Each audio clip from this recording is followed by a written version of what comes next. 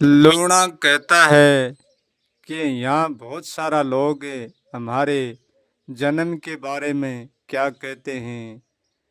जन्म के बारे में लोग ये कहते हैं कि हमारा जन्म पिछले प्रारब्ध से होता है और हमारे साथ जो भी घटित होता है वो भी पिछले प्रारब्ध से होता है, पिछले कर्मों से होता है। इस बात को लेकर बहुत सारे लोगों की धारणा है, अगले जन्म की और पिछले जन्म की। यहाँ वर्तमान की धारणा बहुत कम लोगों की है। बहुत लोगों की यही धारणा है कि हमारे पिछले कर्मों से हमें जन्म मिलता है। जैसा हमारा कर्म है वैसे ही हमें जन्म मिलता है और वैसे ही हम कर्म करते हैं। ये बात कहाँ तक सच है और कहाँ तक सच नहीं है, आज इस सूत्र में इस बात को जानने का प्रयास करते हैं। हमारा शरीर है वो 3 तत्व से है और हमारा विचार है वो 2 तत्व से है। हमारा प्राण वायु तत्व से है और हमारा विचार शब्द तत्व से है।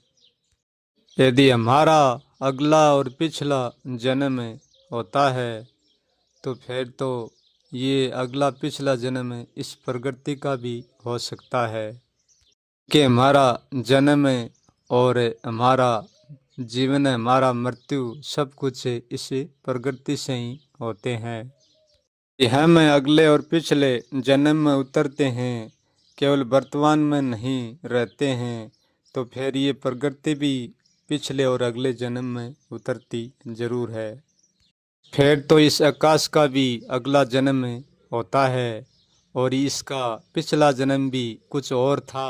आज आकाश है तो ये पिछले जन्म में कुछ और ही था, क्योंकि लोगों की विचारधारा के अनुसार तो ये बात यही प्रमाण देती है कि लोगों की विचारधारा अगले और पिछले जन्म की कर्मों के आधार पर है, प्रकृति से अलग नहीं है। हम भी प्रकृति में हैं। जब हमारा जन्म अगला पिछला होता है तो फिर प्रकृति का ही निश्चित है। ये धरती भी शायद पिछले जन्म में कुछ और थी और इस जन्म में आज ये धरती है, कि लोगों के विचारों से यही बातें सिद्ध होती है। परंतु ये भी सच है कि इसी आकाश ने किसी को भी नहीं देखा, अगले जन्म में लेता और पिछला जन्म में छोड़ता। और इस धरती को भी किसी ने नहीं देखा, पिछला जन्म छोड़ते और अगला जन्म लेते हुए इस धरती को भी किसी ने नहीं देखा, क्योंकि कर्म और प्रारब्ध कोई दो नहीं है, एक ही सिक्का है। यदि सागर की लहर का भी अगला पिछला जन्म होता है तो फिर सागर का भी जन्म हो सकता है, क्योंकि सागर के माँ ही तरंगें पल पल उठती है और लहर बिल पल पल में उठती हैं और मिटती हैं। तो समुद्र किसी को मिटता हुआ कभी नहीं दिखा। मतलब लहरें उठती हैं और लहरें ही मिटती हैं, समुद्र तो जैसा है वैसा ही रहता है। ऐसे ही प्रारब्ध एक सागर है और कर्म ही एक सागर है। कर्म ही आकाश है, कर्म ही धरती है। प्रारब्ध आकाश है, प्रारब्ध धरती है, प्रारब्ध प्रकृति है। ये प्रारब्ध अगला पिछला जन्म है। प्रारब्ध मानव जीव जंतु पशु पक्षी सब कुछ है। यदि जीवन का अगला पिछला जन्म होता है तो फिर इस पूरी प्रकृति का ही होता है, और यदि प्रकृति का नहीं होता है तो फिर जीवन का ही कोई अगला पिछला जन्म नहीं होता है। कौन तय करता है कि पिछले जन्म में ये आकाश क्या था और इसका पिछला जन्म था कि या नहीं था, और अगले जन्म में ये क्या होगा और क्या नहीं होगा। ये धरती पिछले जन्म में क्या रही होगी और अगले जन्म में ये क्या रहेगी, कौन तय करता है इस बात को? शायद इस बात को कोई भी तय नहीं कर सकता। और यदि कोई तय कर ही देगा तो वो बिल्कुल अज्ञान होगा।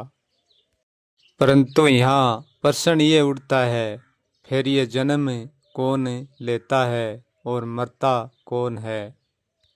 हाँ, ये बात सच है कि जो जन्मता है वो मरता है, परंतु इस बात का कोई भी प्रमाण नहीं है किसी के पास भी कि जो मरता है वो ही अगला जन्म लेता है। इस बात का किसी के पास ही प्रमाण नहीं है, और जो प्रमाण देते हैं लोग वो प्रमाण मिथ्या होता है, एक कल्पना मात्र होती है। क्योंकि कर्म को कोई करता नहीं है, कर्म स्वयं से घटित होता है, कर्म को कोई दूसरा करने वाला नहीं है। जो कहता है कि कर्म मैं करता हूँ और सब कुछ मेरे अधीन है, जिसकी मैं ये कहती है कि मैं करता हूँ, मैं कर्म को बिल्कुल भी नहीं करती है। मैं से सिर्फ कर्म गठित होता है, स्वयं ही कर्म गठित होता है। कोई भी कर्म को कर नहीं सकता, कोई भी प्रारब्ध को कर नहीं सकता। प्रारब्ध एक अपने आप में गठित होता है। प्रारब्ध गठित होकर भी, कर्म होकर भी कभी भी वर्तमान को नहीं छोड़ता है, वर्तमान में त्यों का त्यों ही रहता है। वर्तमान की ओर देखेंगे हम तो हमें यहाँ कुछ भी घटित होता नजर नहीं आता है, और भूतकाल और भविष्य की ओर देखेंगे तो हमें ये सब कुछ घटित होता दिखता है। परंतु सच तो यही है कि ना तो किसी को अगले जन्म का कुछ मिलता है और ना किसी को पिछले जन्म का कुछ मिलता है। यदि मिलता है तो सिर्फ भूल का धोखा मिलता है, इनसे ज़्यादा कुछ भी नहीं है। जीवन जैसा है वैसा का वैसा ही वर्तमान के साथ एक रस है, ना तो ये आगे चलता है और ना ये पीछे मुड़ता है। यहाँ सब के साथ वर्तमान में जो भी घटित होता है सबका यही प्रारब्ध है और यही सबका कर्म है। जितना वर्तमान में घटित होता है इतना ही होकर रह जाता है। भूतकाल और भविष्य का कोई महत्व नहीं है, उसमें कुछ भी नहीं मिलता है। यहाँ ना तो कोई जीवन अगले के आधार पर जिया जाता है और ना कोई पिछले के आधार पर, केवल वर्तमान के आधार पर जिया जाता है। क्योंकि जो वर्तमान में मिलता है वो सबके सामने और स्वयं के सामने होता है। जो जन्म लेकर आता है वो भी साथ कुछ लेकर नहीं आता है जन्म से, क्योंकि जन्म से पहले उसके पास कुछ भी नहीं होता है। जो मृत्यु को प्राप्त हो जाते हैं वो साथ कुछ भी नहीं ले जाते हैं। मृत्यु के बाद ही उसके साथ कुछ भी नहीं रहेगा। जो साथ रहा था वो वर्तमान में ही था। अब पिछला मात्र एक कल्पना है, हमारे सांसों के साथ और जीवन के साथ जुड़ी हुई कल्पना है और कुछ भी नहीं है। क्योंकि हमारा सांस अगले और पिछले के भाव से ही आता है और जाता है। हमारी मौजूदगी वर्तमान से ही जुड़ी रहती है, कभी भी अलग नहीं होती है। केवल हमारा सांस और हमारा विचार ही अगले पिछले के भाव से आते हैं और जाते हैं। क्योंकि सांस में विचार है और विचार में सांस, केवल सांस और विचार का रहस्य है अगला पिछला जन्म। तो अपनी सांसों को और अपने विचारों को जानता है वो अगले पिछले जन्म को भी जानता है। उसको पता है कि ना कोई अगला जन्म है, ना कोई पिछला जन्म है, ना कोई पिछले के आधारों जिया जाता, ना कोई अगले के आधारों। जो कुछ होता है वो सब कुछ वर्तमान के आधार पर ही होता है। वर्तमान के आधार पर ही हम जन्म पाते हैं और वर्तमान के आधार पर ही हम खोते हैं। फिर भी वर्तमान में प्रारब्ध वैसा का वैसा ही रहता है। इसलिए लोणा कहता है कि अगले और पिछले जन्म के और कर्म के चक्कर में मत पड़िए। जो वर्तमान में जीवन मिला है उसको संभाल कर रख कर जीवन का आनंद लीजिए, क्योंकि तुम्हें ना तो कोई भूतकाल में हिसाब लिया जाएगा और ना कोई भविष्य में हिसाब लिया जाएगा। ये हिसाब वर्तमान में ही लिया जाएगा, सब कुछ वर्तमान में ही भोगा जाएगा, वर्तमान में ही पूछा जाएगा। जो भी कोई पूछता है वो वर्तमान में पूछता है, भूतकाल भविष्य में जाकर नहीं पूछता है।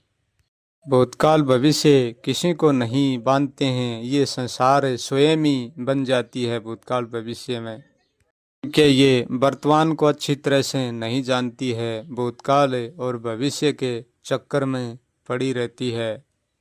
क्योंकि वर्तमान में सब कुछ सामने होता है, भूतकाल भविष्य में कोई भी देखने नहीं जाता है, क्योंकि भूतकाल भविष्य के माध्यम से अंधविश्वास फैलाना बहुत आसान होता है। भगवान की सहायता से हम सच तो कह सकते हैं, परंतु अंधविश्वास नहीं फैला सकते हैं। यहाँ जो भी होता है वो इसी जीवन के कर्म से होता है, क्योंकि कोई भी व्यक्ति को अपने कर्म का कोई भी पता नहीं है कि कब हमने क्या कर्म किया था, क्योंकि जीवन का हर एक कर्म याद रहने के लिए सजग नहीं होता। जीवन पर अगले पिछले का कोई रोल नहीं है, सारा रोल वर्तमान का ही है, क्योंकि जो जीवन जीता है वही वर्तमान होकर जीता है, और जो जीवन से मरता है वही वर्तमान होकर मरता है। इसलिए वर्तमान कभी भी घटित होकर भी कभी घटित नहीं होता है, बस यही हमारा भ्रम है। भ्रम के कारण हमें सब कुछ घटित होता दिखता है, परंतु सचमुच में कुछ नहीं घटता है। जैसा है वैसा ही रहता है, ना कोई आदि ना कोई अंत, हमेशा एक रस है, आदि अंत कुछ भी नहीं है।